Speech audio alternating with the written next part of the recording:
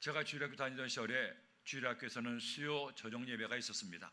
어른들만 수요 예배를 드리는 것이 아니라 어린이 수요 예배가 있었죠. 그래서 어릴 적이었지만 어머니의 손을 붙들고 교회에 가서 어린이 수요 저녁 예배를 드리기도 했습니다. 그런데 그때 그 예배 가운데 한 선생님께서 성경 말씀을 전하셨는데 얼마나 말씀을 재미있게 잘 전했는지 지금도 오랜 세월이 지났지만 그때 선생님의 말씀이 제 마음속에 똑똑하게 기억에 남아 있습니다.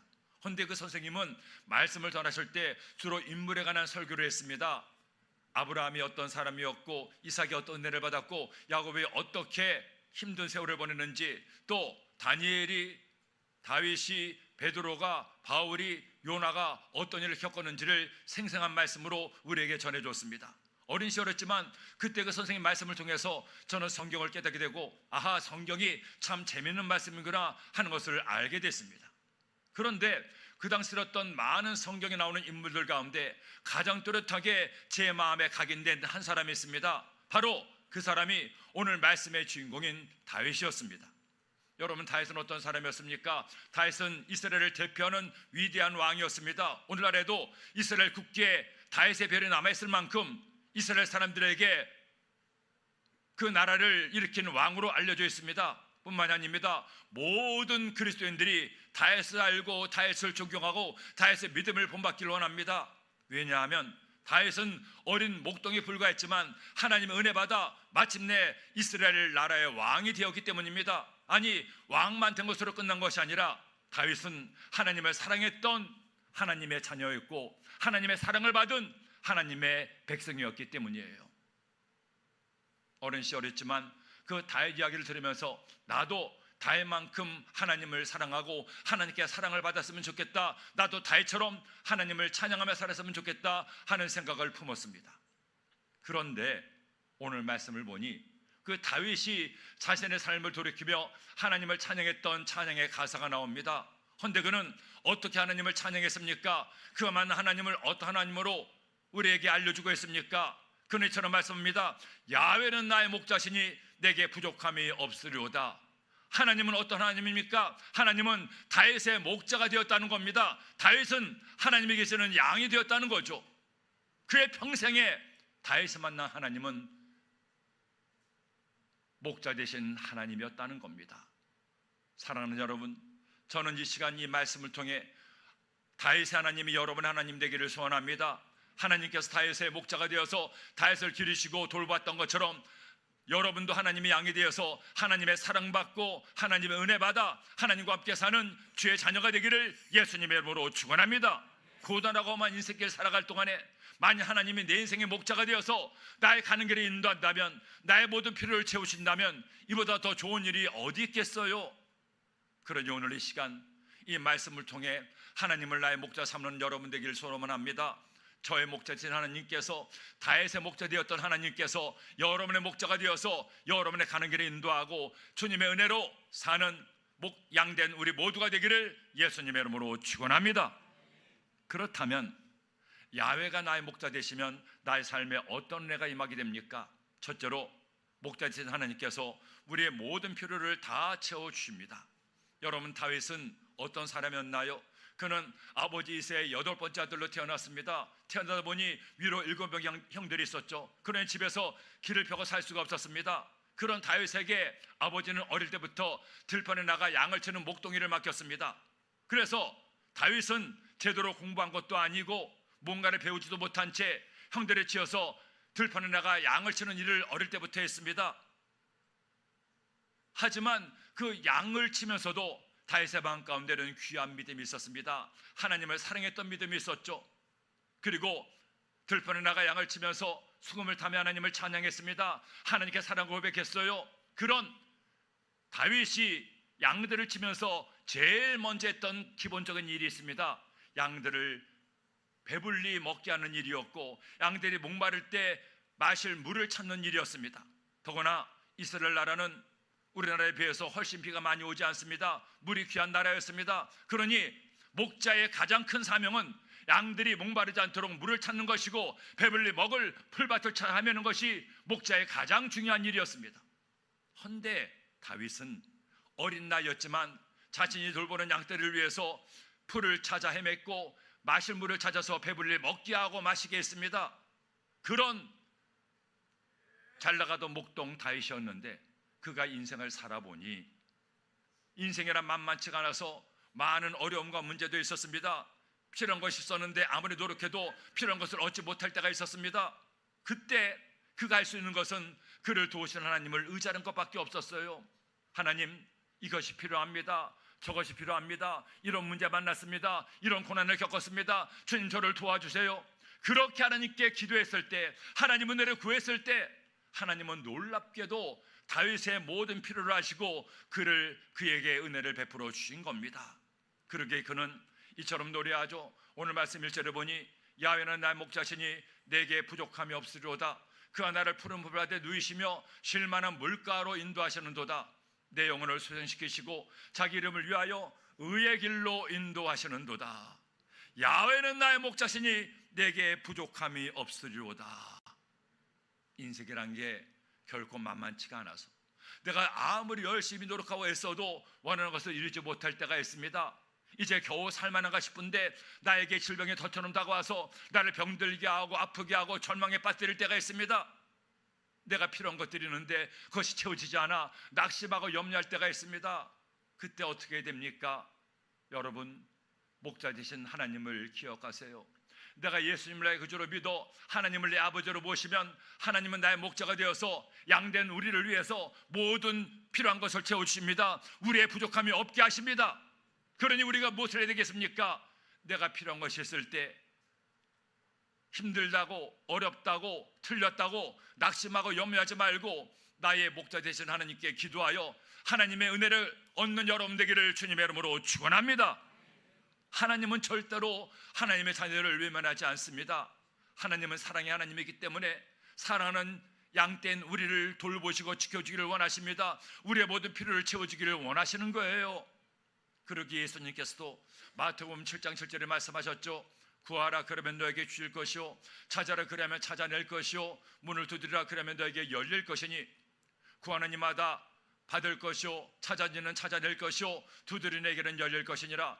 너희 중에 누가 아들이 떡을 달라는데 돌을 주며 생선을 달라는데 뱀을 줄 사람이 있겠느냐? 너희가 악한 자라도 좋은 것으로 자식에게 줄 줄 알거든. 하물며 하늘에 계신 너희 아버지께서 구하는 자에게 좋은 것으로 주시지 않겠느냐?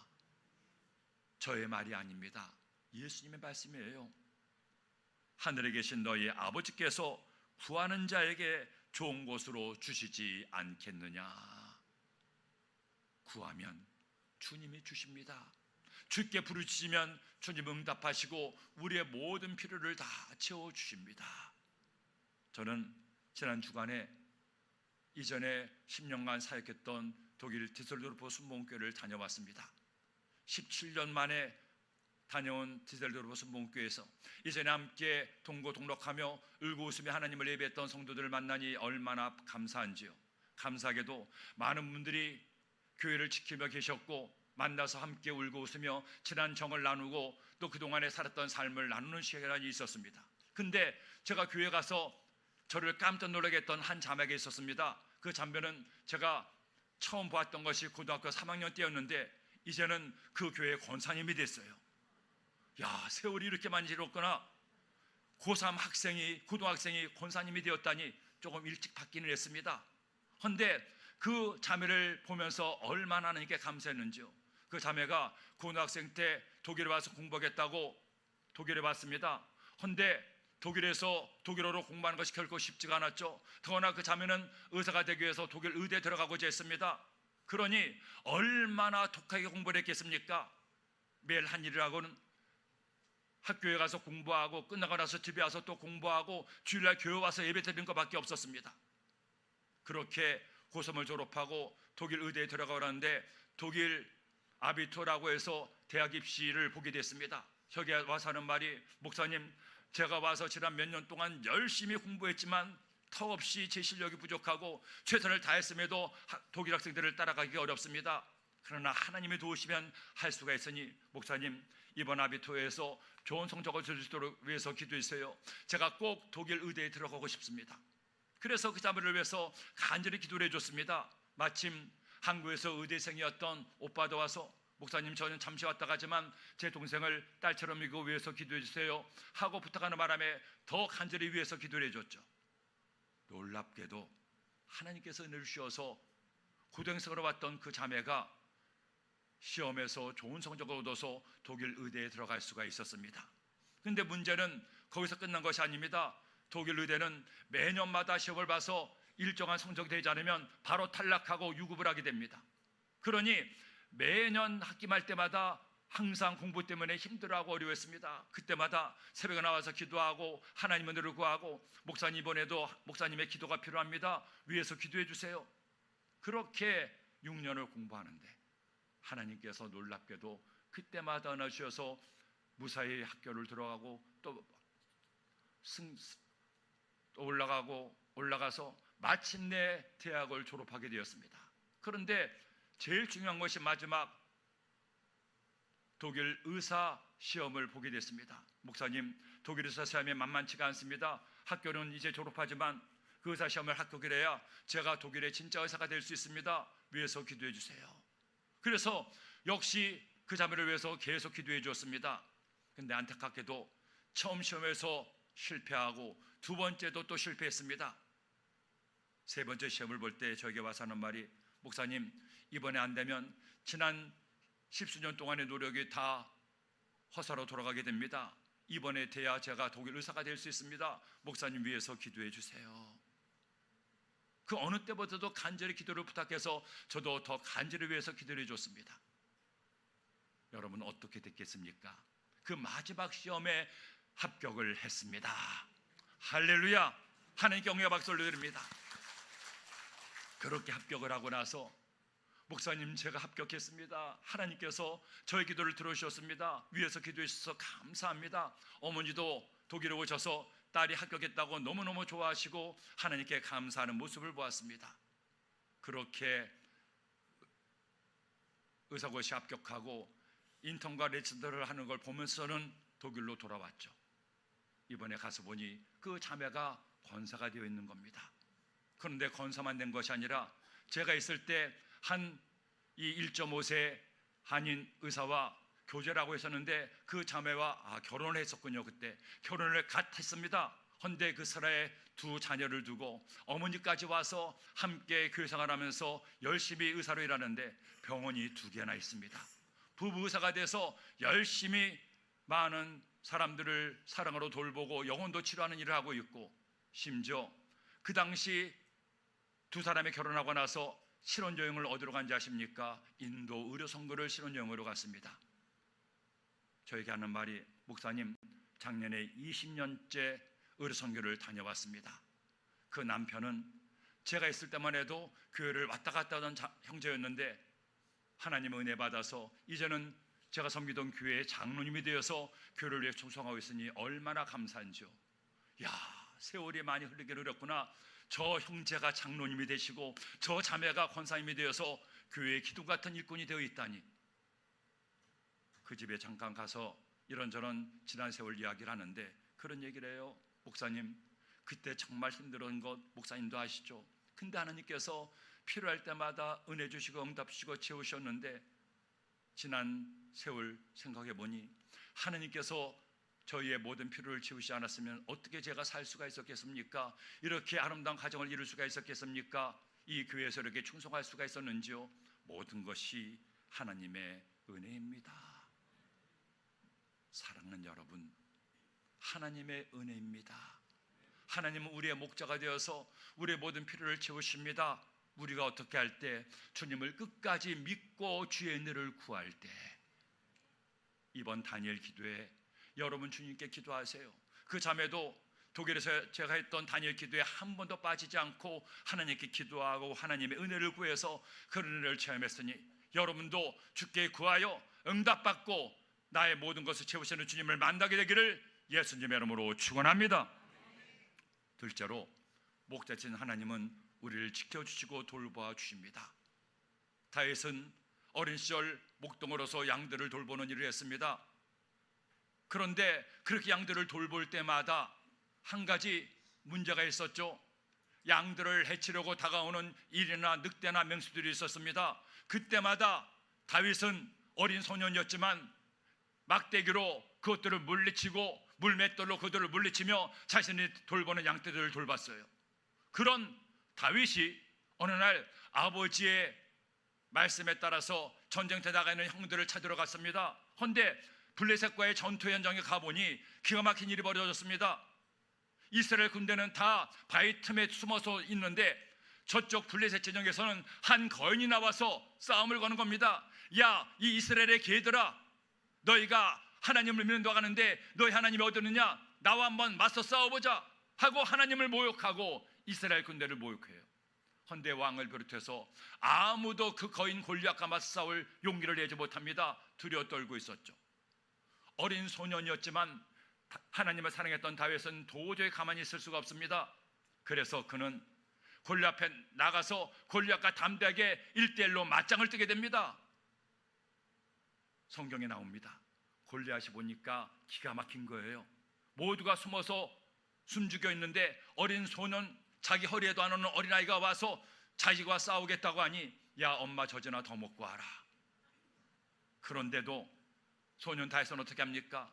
너는 칼과 창과 단창으로 내게 오거니와 나는 만군의 야훼 이름으로 너에게 달려가노라. 물맷돌을 던졌을 때 골리앗의 이마에 박히고 골리앗의 목을 베어 위대한 승리를 거두었습니다. 이렇게 되자 이스라엘 군대의 사기가 올라가고 마침내 전투에서 승리할 수가 있었습니다. 이 사건으로 다윗은 양측의 목동의 신문에서 하루아침에 이스라엘 나라의 소년 장군이 됩니다. 더구나 왕이었던 사울은 그 다윗을 총애해서 자신의 딸을 아내로 삼게 하고 다윗의 사위가 되게 하죠. 그러니 하루아침에 이런 벼락출세가 없습니다. 왕의 사위가 되었습니다. 장군이 되었습니다. 다윗은 그 은혜가 너무나 고마워서 이스라엘을 위해서, 왕을 위해서 목숨 걸고 수많은 전쟁터에 나가 싸웠습니다. 하나님께서는 그런 다윗과 함께 하셔서 싸우는 족족 다윗성 승리를 거두고 놀라운 성과를 거두게 됩니다. 이렇게 잘 싸우고 나라를 지키게 되자 점점 사람들의 입에 다윗의 이름이 오르내리게 됩니다. 급기야는 왕이었던 사울보다 다윗이 더 백성들의 사랑을 받게 되죠. 어느 날 사울 왕이 길을 지나가는데 이런 말을 들었어요. 사무엘상 18장 6절에 무리가 돌아올 때 곧 다윗이 블레셋 사람을 죽이고 돌아올 때에 여인들이 이스라엘 모든 성읍에서 나와서 노래하며 춤추며 소고와 경세를 가지고 왕 사울을 환영하는데 여인들이 떠놀며 노래하여 이르되 사울이 죽인 자는 천천히요 다윗은 만만이로다 한지라. 사울이 그 말에 불쾌하여 심히 노하여 이르되 다윗에게는 만만을 돌리고 내게는 천천만 돌리니 그가 더 얻을 것이 나라 말고 무엇이냐 하고 그날 후로 사울이 다윗을 주목하였더라. 다윗이 왕 사울보다 더 백성들의 사랑을 받는 겁니다. 그만 이것에 질투의 눈이 멀고 맙니다. 급기야 사울은 다윗을 미워하기 시작하고 미움이 극에 달해서 다윗을 죽이려고 창을 던지고 활을 쏩니다. 급기야 다윗은 사랑을 피해서 궁에서 도망 나가게 됩니다. 그런데 도망 나간 다윗을 그대로 내버려 두지 않고 사울은 온 나라에 방을 붙여서 다윗은 반역자이니 다윗을 잡아오거나 죽이는 자에겐 큰 상금을 주겠다고 방을 내붙였습니다. 하루아침에 잘 나가던 장군에서 나라의 반역자가 되고만 다윗, 그는 그를 도와주는 사람마저 죽인다고 하는 사울을 피해서 온 나라를 피해 다니며 도망자가 되고 맙니다. 먹을 것이 없어 굶주리고 잠잘 것이 없어서 굴 속에 들어가 잠을 자는 처량한 시사가 되었어요. 아무 잘못한 것도 없는데 이런 고난을 겪게 되니 얼마나 기가 막힙니까? 낙심할 수도 있고 원망할 수도 있고 불평할 수도 있지 않겠어요? 하나님, 이럴 수가 있습니까? 내가 뭘 잘못했습니까? 내가 열심히 주를 위해 충성하고 나를 위해 헌신한 것뿐인데 왜 이런 고난이 나에게 다가옵니까? 이제 나는 틀렸습니다, 망했습니다 하고 절망했습니까? 아닙니다. 그는 억울한 누명을 쓰고 죽음의 위기를 만났음에도 불구하고 이렇게 노래했습니다. 4절 말씀해 보니 내가 사망의 음침한 골짜기로 다닐지라도 해를 두려워하지 않을 것은 주께서 나와 함께 하심이라. 주의 지팡이와 낙대기가 나를 안위하시나이다. 주께서 내 원수의 목전에서 내게 상을 차려주시고 기름을 내 머리에 부으셨으니 내 잔이 넘치나이다. 내 잔이 넘치나이다. 사망의 음침한 골짜기로 다닐지라도 해를 두려워하지 않았습니다. 왜 그렇습니까? 죽음의 위협도 그를 무너뜨릴 수 없었습니다. 왜 그렇습니까? 다윗은 하나님께서 그의 목자지에서 그를 지키시고 돌보심을 믿었습니다. 그가 목동 시절에 자신이 돌보는 양떼들을 지켰던 것처럼 하나님도 그의 목자가 되어서 그를 지키고 돌보심을 믿었기 때문이에요. 그렇기 때문에 낙심하지 않았습니다. 틀렸다고 망했다고 절망하지 않았습니다. 아무리 거센 죽음의 위협이 그를 뒤덮어도 주님이 나와 함께 하시니 나는 두렵지 않습니다. 주께서 저를 지키시고 돌보실 것을 믿습니다. 사랑하는 여러분, 우리의 삶이 내 뜻대로만 이루어지면 얼마나 좋겠습니까? 하지만 그런 인생 어디에도 없잖아요. 원찮은 어려움과 질병으로 고난을 당할 때가 있습니다. 바라자는 실패의 늪에 빠져서 빠져나올 길 없어 하늘만 바라볼 때가 있습니다.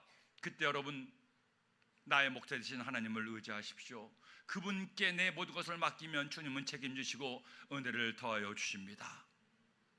제가 아까 말씀드렸던 그 자매가 권사가 된 것을 보고 너무나 감사했지만 그보다 더 감사했던 한 가지 일이 있었습니다. 제가 독일에서 한국에 올 때 오기 전 몇 개월 전에 그만 한 성도님의 가정에 큰 어려움이 있었습니다. 그 성도님의 가정에 딸이 있었는데 그 딸이 독일 여군이었습니다. 그런데 머리에 뭔가 작은 혹이 있다고 해서 뇌수술을 받는다고 해서 교회에 와서 그 자매가 수술을 잘 받도록 위해서 기도를 해줬습니다. 그런데 수술을 받고 나서 연락이 왔습니다. 목사님, 우리 아이가 뇌수술을 받았는데 그만 뇌수술에 큰 어려움이 있었습니다. 막상 뇌를 열고 보니 너무나 부위가 커서 그대로 있을 수가 없어서 급한 대로 치료하고 나서 뇌의 뼈를 일부 빼서 그냥 덮었습니다. 뇌압이 너무 높아서 뇌뼈를 집어넣을 수가 없어서 지금 생사지경에 달렸는데 의사 말로는 가망이 없다고 합니다. 이대로 세상을 떠날 수 있으니 마음의 준비를 하고 혹시나 깨어난다고 해도 식물인간이 될 테니 마음 준비를 하라고 합니다. 목사님, 큰일 났습니다. 그 소식을 듣고 달려가 보니 저는 처음 봤어요. 뇌수술을 받고 나서 한쪽 뇌 뼈를 빼니까 이 뇌가 한쪽에 움푹 들어갔어요. 사람 얼굴이 반쪽이 된 겁니다. 그걸 보는데 얼마나 기가 막힌지요. 그 전주에 와서 밝게 웃으며 기도받고 갔던 자매가 그런 지경이 되고 말았으니 병원에서는 손수술 방법이 어떠하고 하고 이제 마음 준비를 하라고 하니 목사님, 우리가 할 것은 아무것도 없습니다. 부모님이 그 아이 병실에서 계속 위해서 기도하는데 저도 가서 그 광경을 보고 너무나 기가 막혀서 매주마다 가서 하나님께 기도했습니다. 하나님, 이 자매를 살려주옵소서. 병원에서 살 수 없다고 하는데 주님께서 살려주시옵소서. 주님께서 원하시면 이 자매를 지켜주실 줄로 믿습니다. 일주일에도 몇 번씩 가서 기도하다고 또 기도를 해줬어요. 너무나 감사하게도 며칠 못 간다던 그 자매가 그나마 생명은 계속 이어가고 그렇게 생명의 끈을 이어갈 수가 있었습니다. 그러다가 제가 한국으로 돌아오게 됐습니다. 한국으로 돌아오면서도 제일 마음에 걸리는 것이 그 자매였습니다. 저 지경이 되는데 과연 살아날 수 있을지, 살아난다고 해도 의식은 찾을 수 있을지 너무나 안타까운 마음에 마지막 독일로 오기 전에 가정에 가서 간절히 기도해 드렸습니다. 하나님, 이 딸을 살려주시고 치료하여 주옵소서. 부모님에게도 집사님, 권사님 걱정하지 마시고 우리 하나님이 살아계시니 하나님께 맡기고 기도합시다. 저도 한국으로 가자마 위해서 기도하겠습니다. 그렇게 위해서 기도를 해줬어요. 그런데 간간히 들려오는 소식은 하나님께서 그 자매가 얼마 못 간다고 했는데 그 생명을 계속 이어주시고 회복주시고 있다는 소식이었습니다. 이번에 제가 가서 주일 예배를 드리고 성전 밖에 나가 성도들과 인사하는데 세상에 그 자매가 교회를 왔습니다.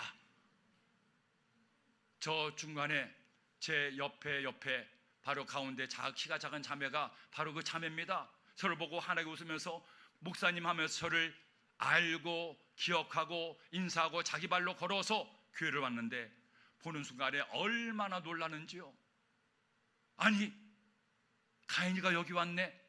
하나님께서 이렇게 낫게 하셨네. 나를 기억하냐고 물어보니 기억한다는 겁니다. 위에서 기도해 줘서 고맙다는 거예요.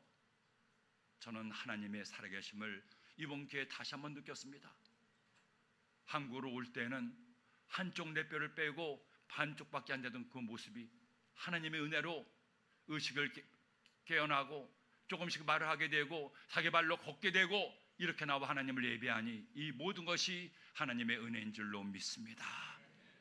하나님께서 원하시면 못 고칠 질병이 없고, 하나님께서 원하시면 우리는 어떤 위기 가운데에도 하나님의 돌보심으로 이겨낼 수가 있습니다. 사랑하는 여러분, 하나님은 나의 목자가 되십니다. 다윗의 목자이신 하나님께서, 저의 목자이신 하나님께서 여러분 한 사람 한 사람의 목자가 되시니 그 목자이신 하나님을 믿고 의지하여 주님의 돌보심으로 모든 어려움을 견디고 이기고 승리하는 여러분 되기를 예수님의 이름으로 축원합니다. 마지막 셋째로, 목자이신 하나님은 영원히 나와 함께 계십니다. 다윗은 마침내 그 모든 고난을 극복하고 이스라엘 나라의 왕이 되었습니다. 그런데 왕이 된 다음에도 하나님을 향한 그의 믿음은 변치 않았습니다. 한 번은 예루살렘 성에 하나님의 법궤가 올 때 다윗은 너무나 기뻐서 하나님을 이처럼 찬양하죠. 사무엘하 6장 13절에 보니 야훼 궤를 맨 사람들이 6걸음을 가매 다윗이 소와 살찐 송아지로 제사를 드리고 다윗이 야훼 앞에서 힘을 다하여 춤을 추는데 그때 다윗이 배에 에봇을 입었더라. 다윗과 온 이스라엘 족속이 즐거이 환호하며 나팔을 불고 야훼의 궤를 메어 오니라. 하나님의 법궤가 들어오자 하나님을 사랑했던 다윗은 춤을 추며 하나님의 법궤를 맞이했습니다. 어떻게 다윗이 왕이 된 다음까지도 이처럼 하나님을 사랑하고 하나님을 예배할 수 있었습니까? 그에게서는 한 가지 위대한 믿음이 있었습니다. 하나님께서 나의 목자가 되어서 나와 함께 하심을 깨달았습니다. 여러분, 양은 그 어떤 짐승보다도 자신을 돌볼 무기가 없는 짐승이 양입니다. 그래서 염소나 소만 해도 방목해도 다 먹고 사는데 양떼들은 양떼를 지키고 돌보고 양떼들을 보호하는 목자가 꼭 함께 있어요. 이번에도 독일에 가서 보니 라인 강변에 양떼들이 쭉 풀을 뜯어 먹고 있는데 주변의 목자들 몇 명이 그 양떼들을 돌보는 것을 보았습니다. 그런데 하나님께서 다윗의 목자가 되어서 다윗이 목동 시절에도 장군 시절에도 도망자가 되었을 때에도 왕이 된 다음에도 언제나 하나님과 함께 계심을 알았기에 그런 하나님을 사랑하며 살 수가 있었습니다. 사람들은 나를 배신하고 사람은 그를 죽이려고 하고 억울한 누명을 쓰여도 하나님은 언제나 변함없이 그의 목자가 되어서 그를 지키시고 함께 하심을 믿게 되었습니다. 더구나 그는 이런 믿음이 있었습니다. 살아있는 동안에도 하나님께서 함께 하실 뿐 아니라 이 세상 수고 끝나고 죽은 다음에도 하나님이 집에 가서 하나님과 영원히 함께 하심을 믿고 감사를 드렸던 거예요. 그러게 오늘 말씀 6절이처럼 말씀합니다. 내 평생의 선하심과 인자하심이 반드시 나를 따르니 내가 야훼 집에 영원히 살리로다. 따릅시다. 내가 야훼 집에 영원히 살리로다. 살아도 주님과 함께 살고 죽어도 야훼 집 천국에서 주님과 함께 사니 이보다 더 좋은 일이 어디 있겠습니까? 살아도 감사요 죽어도 감사가 성도의 본분이 아니겠습니까? 이번에 그렇게 10년간 선교했던 독일을 다녀오면서 많은 은혜를 받았어요. 17년 만에 갔다 오니 참 많은 것들을 함께 나누고 또 그동안 두고 왔던 정을 나눌 수가 있었습니다. 그런데 제가 그 교회에 가서도 전했던 말씀이 오늘 이 본문의 말씀입니다. 그리고 오늘 똑같이 여러분 그 전과 함께 찬양했던 것처럼 주품의 찬양을 부르기도 했습니다. 그 주품의 찬양은 그 당시 제가 독일에서 성도들과 많이 불렀던 찬송이었습니다. 그런데 그때 그 찬송을 불렀을 때 그 찬송에 가장 은혜를 받았던 한 여집사님이 계셨습니다. 그 집사님은 식당을 운영하셨는데 제가 그 찬양을 처음 부르자 저에게 와서 하시는 말씀이, 목사님, 그 찬양이 너무나 좋아서 제가 교회에서만 부르기가 아까우니 식당에서도 부르고 싶습니다. 집에서도 부르고 싶습니다. 그러니 악보를 좀 구해주세요 해서 악보까지 구해드렸죠. 나중에는 목사님, 제가 이 좋은 찬양을 한글로만 부르기 좀 그러니 영어로도 부르고 싶습니다. 영어 가사도 좀 주세요 해서 영어 가사까지 구해다 드렸죠. 그런데 그 교회 가서 예배를 드리고 성도님들이 인사하시는데 그 집사님이 제 권사님이 되어서 백발의 성성한 모습으로 저기 와서 눈물을 글썽이며 제 손을 잡으시며 얘기하는 겁니다. 목사님, 그 찬양을 함께 불러서 너무너무 감사합니다. 지난 17년 동안 이 찬송 참 부르고 싶었는데 목사님과 함께 부르니 너무 감사합니다. 제가 권사님 너무나 감사하네요. 이렇게 건강하게 계시니까 너무나 감사하네요. 어떻게 지내셨습니까? 하고 여쭤보자 그런 말씀하셨어요. 목사님, 이국 생활이 결코 만만치가 않고 이제 식당도 접고 이제는 연금으로 살고 있지만 그래도 하나님께서 이곳에서 저와 함께 하시니 얼마나 감사한지요. 앞으로 제가 언제까지 더 살지 모르겠지만 지금까지도 하나님께서 함께 하셨고 이 세상 끝난 다음에도 주님께서 나를 천국집으로 인도하시니 걱정할 것 없습니다. 저는 주님의 품 안에 거하며 살고 있습니다. 사랑하는 여러분, 인생은 유한해서 아무리 잘나고 똑똑한 사람도 영원히 살 수가 없고 앞서거니 뒤서거니 이 세상의 수고 끝나면 우리는 이 세상을 훌쩍 떠납니다. 육신은 싸늘하게 식고 우리 육체는 호흡을 멈추게 됩니다. 하지만 여러분, 우리에게는 영원한 천국집이 있습니다. 이 땅에서도 주님이 함께 하시다가 죽은 다음에 천국집에서 영원토록 하나님께서 우리와 함께 하시니 이 얼마나 감사합니까? 어떻게 이런 은혜가 임합니까? 야훼 하나님이 나의 목자가 되시기 때문입니다. 살아서도 나의 목자신 하나님께서는 내가 죽음 후에도 나의 영혼을 책임지시는 나의 목자가 되십니다. 야훼는 나의 목자시니 내게 부족함이 없으리로다. 오늘 이 시간 다윗의 목자이신 하나님이 저와 여러분의 목자가 되기를 원하십니다. 우리가 주님의 나의 목자임을 믿고 그분의 음성에 귀를 기울이고 주님의 말씀 따라 살면 주님이 우리의 삶을 책임져 주십니다. 오늘 이 시간 그 주님을 믿으세요. 그 주님을 의지하세요. 살아도 주님과 함께 살고 죽어도 주님과 함께 영원히 사는 우리 모두가 되기를 예수님의 이름으로 축원합니다. 축원합니다.